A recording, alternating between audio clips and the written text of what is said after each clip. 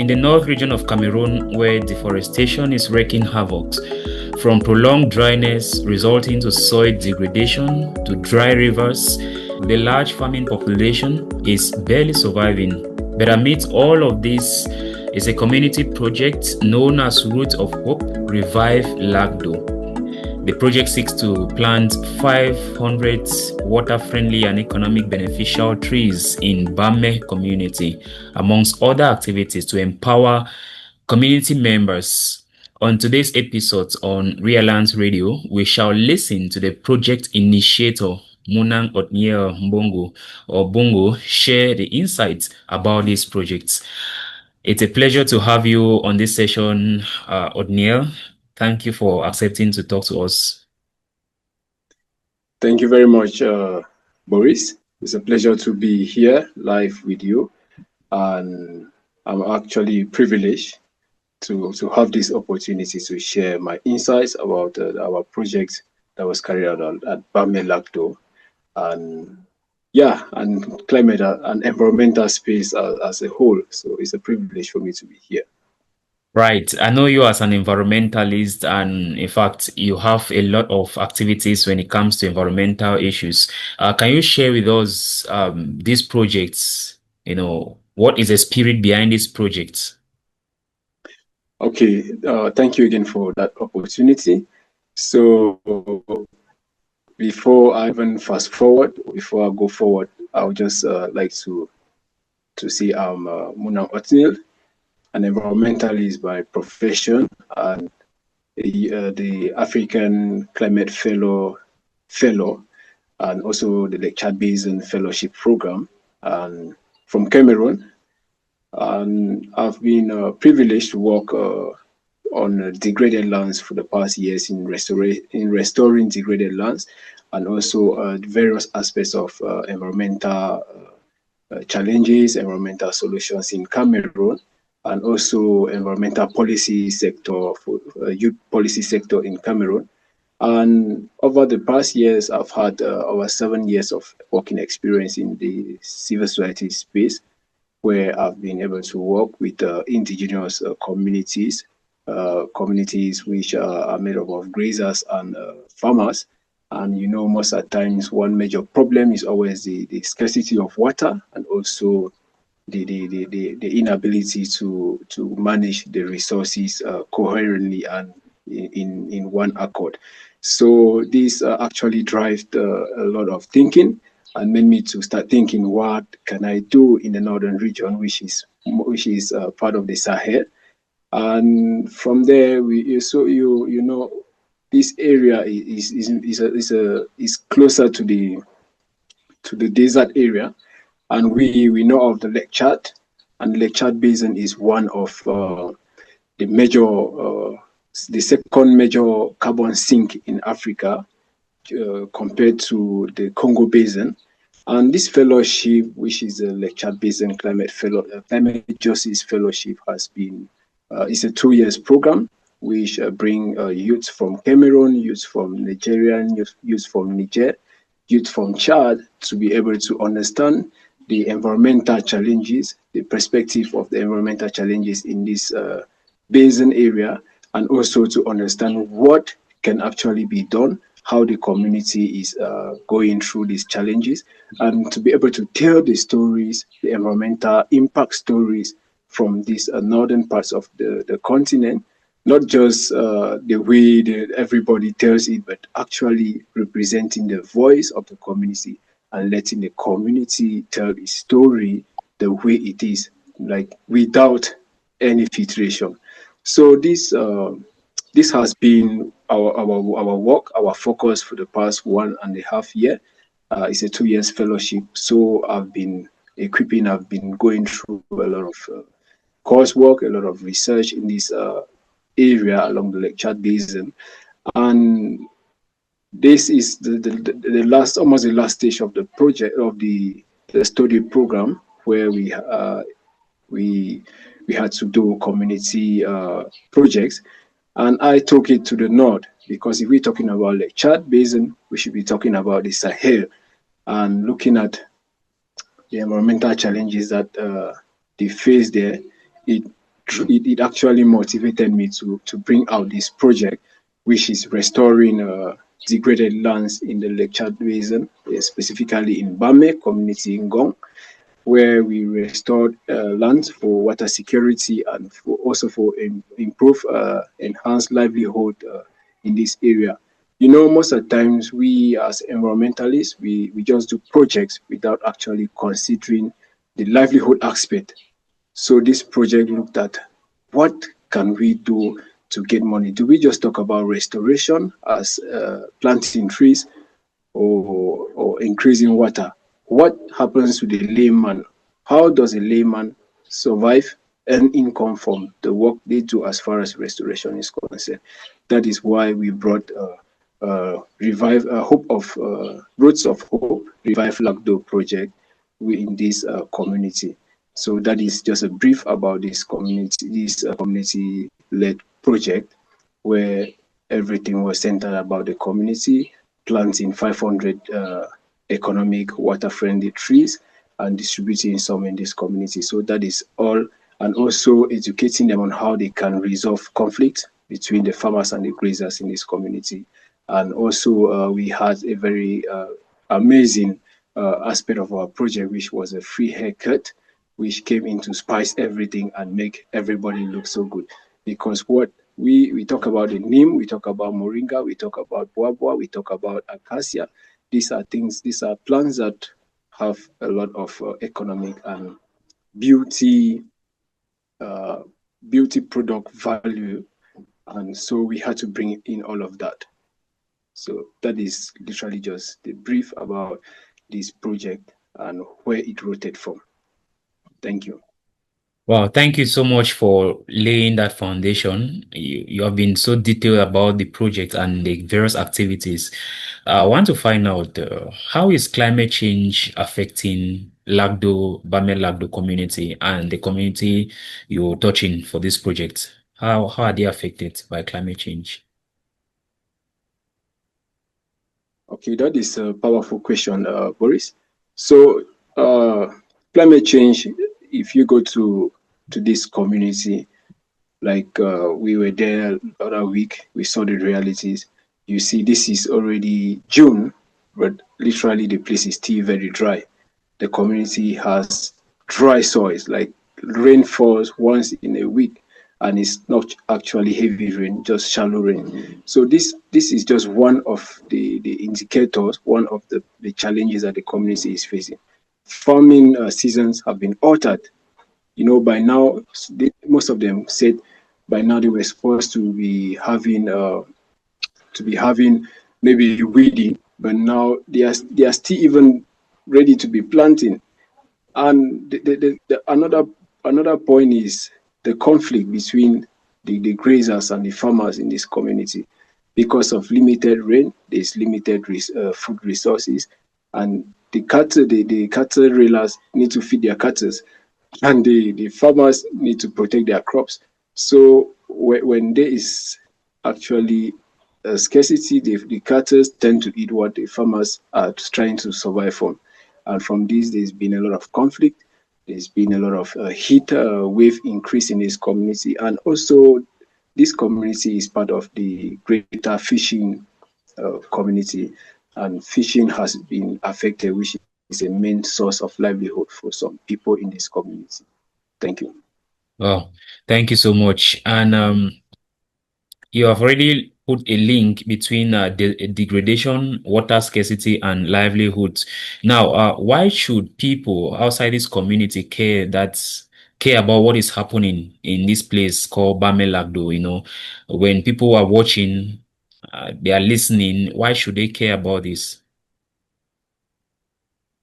Okay, Boris, that question is powerful. So why should people actually care about this community?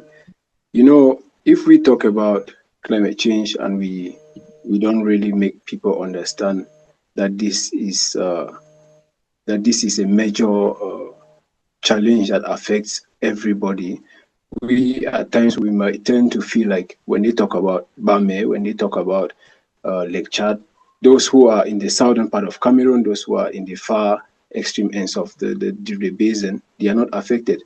But we fail to understand that if fishing is affected up at the Bame, it affects millions of people down south.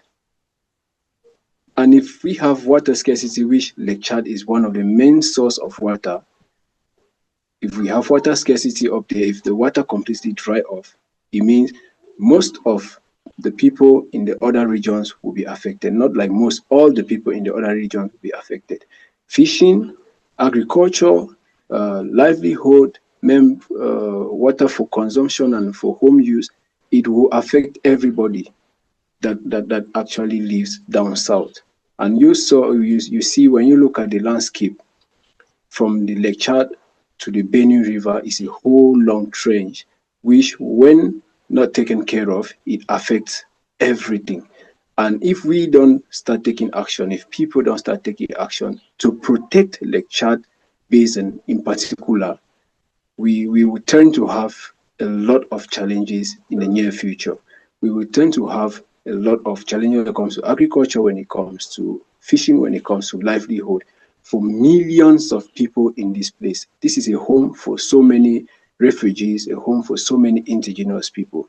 What happens when we don't take action in reviving Lake Chad Basin, when we don't take action in reviving the Bame River, when we don't take action in protecting this major carbon sink? Temperature rises, alternation in weather condition and seasonal and in planting season. There's going to be scarcity of resources. There's going to be unemployment. There's going to be climate migration. And this is going to cause a huge burden on host communities and host cities. So it's a call for concern. If we're talking about this, we're talking about protecting it, we're talking about reviving Lake Chad, is a call for concern for everybody, because this is one of the major carbon sinks in the world. This is one of the major carbon sinks in the world, especially in Cameroon, including the Congo Basin. So it's a call for concern for everybody. And those who understand what carbon sinks are, you will know that this is not something to joke with. So thank you. That's right. As it is said locally here, that when rain falls, it doesn't fall only on one person's roof. It falls on everybody. And when sun shines, it's not only on one person's face, it shines across. So what concerns one person, what concerns one community, like in this case, concerns other communities. Um, I was part of the team that visited Lagdo and the areas, Bame. I saw how you integrated the traditional authorities, women, youths. Why was it important to do so? Okay, I'm glad you actually took note of that, Boris. So when one challenge I've noticed as a project manager and a project officer over time is that most often we tend to forget that projects are meant for communities, and these projects are meant to be implemented with communities at the center. In simple words is, when there is lack of community-centered project implementation, those projects are bound to fail. And that is why this project, Roads of Hope, Revive Lagdo, was a community-centered project which took into consideration the community as the center person in the implementation and the success of this project. So we had to make sure that the community played an important role, and the community is still playing an important role as far as the tree sourcing. That's why we did not bring the trees. We got them from there.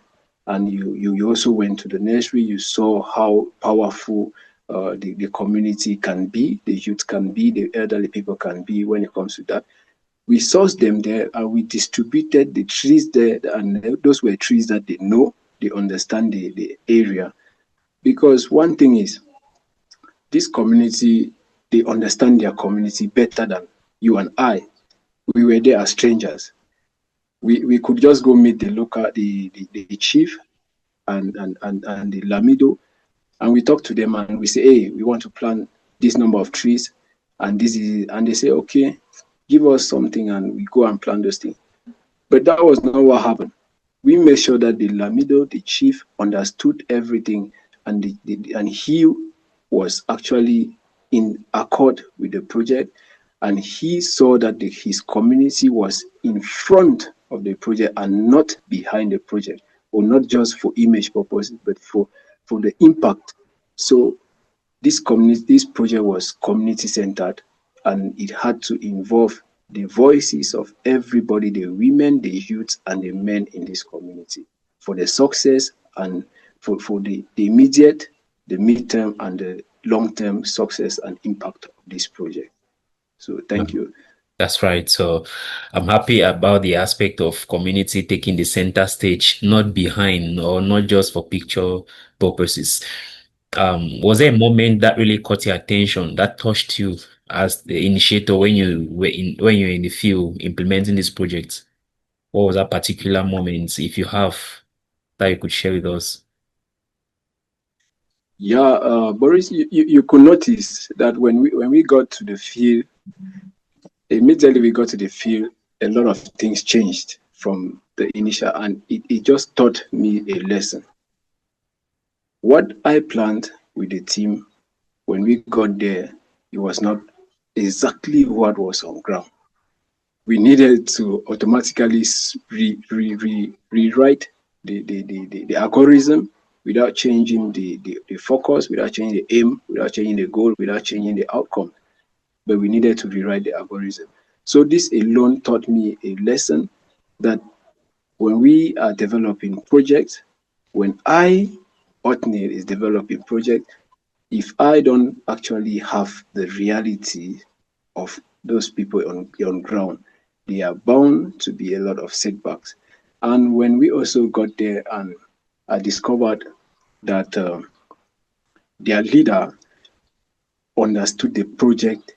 Even when we just started, he understood the project because he himself, he is a witness and he's a testimony to a similar project that took place in that community. You saw they could show us some trees of those projects that took place about 40 years back. And he said, if you are bringing this project again, it means it is something that he is ready to embrace it. And the fact that the community were so happy to receive the trees. At times you just go to some communities, you do what you do, and you don't really see the joy. But these people, when they took the trees, consider the fact that they have water scarcity. I and the team, we went behind the scene. We went to some of their houses technically, and we discovered something that touched me so hard, Boris. I believe you were also there. You saw where they kept those trees, where they kept the trees. Reason being that we got there, we could not plant all the trees because of how dry part of the soil was. So when they collected those trees, they went and they kept it where they always keep their water. I know how precious drinking water is to the people up there. They kept it next to the jar, which is always filled with water and always cold, in the coldest place in their compound. This was something that just touched me, and I was very sure that whatever tree they took, if they could care with it like an egg, like a newborn baby, like their means of drinking water, it means they understood the value of those trees, and they understood the value of that project, and they welcomed the project, and they received the project at heart. So that was just an assurance to me that what we did there was going to be successful. The trees that we distributed were going to go a long way to be planted, not just planted, but taken care of, because I used my eyes and I saw how they protected the seedlings. So Oh, these were just some things that touched me and changed a lot of narrative about how I thought about the northern region of Cameroon. yeah, quickly, can you just list out the species that you distributed and planted? Oh yeah, we distributed moringa. Moringa is one of the major tree there. neem, which is a tree that produces neem oil, and most people know the value of neem oil. We also distributed acacia and guava, and also some fruit trees. So these are trees that are indigenous to this area. They adapt to this area far better than any other place in Cameroon. So these are some few species of trees that we were able to plant and distribute in this community. Mm. Right. So what are you looking forward to seeing these trees, this project bring to this community, say 5, 10 years to come? Okay, so in 5 years and 10 years, what I expect to see in this community is that the trees that we planted and that we distributed to be planted, we expect to see that these women, the youth, the men are able to harvest the products from this tree, understand how to process. Because one thing that we also educated them was how to process this and the economic value, and that they are able to harvest them, begin the processing from the raw material to the semi processed material, and they're able to market them, they're able to sell them to make a living and diversify their income. So these are some major impacts I want to see in 5 to 10 years, and that the area is colder. Yeah. Wow. Great. What message do you have for policymakers, development partners, and donors? Okay, I will just summarize that question. Restoration, if it is not looking at livelihood, if it does not encompass livelihood aspect, then we need to think again. If it is not community centered, then we need to think again. And to our funders, to our policy makers, we want to tell them that Lake Chad is actually undergoing a critical degradation over time, and we need to take action. They need to start protecting this area because it's one of the major carbon sink. And if it loses its ability to hold carbon, then the whole region is in danger. Secondly, I want to also tell the policymakers that they should understand that these communities are part of a major integral part of the nation and also the continent, and they have their own realities which are different from every other zone. So policies should be shaped based on the realities on ground and not just based on the paperwork. So we need to have voices from these communities, voices from these regions, voices from this geographical location, reflected in the policies, both in the regional, the national, and the international stage, because the world has to understand that this is not just a crisis that affects Bame, but it affects the whole entire world. And for the funders, they need to double climate adaptation finance for Africa. Thank you. Thank you. As we conclude this session, one last question. What does Roots of Hope mean to you personally? Oh, I at least expected that question.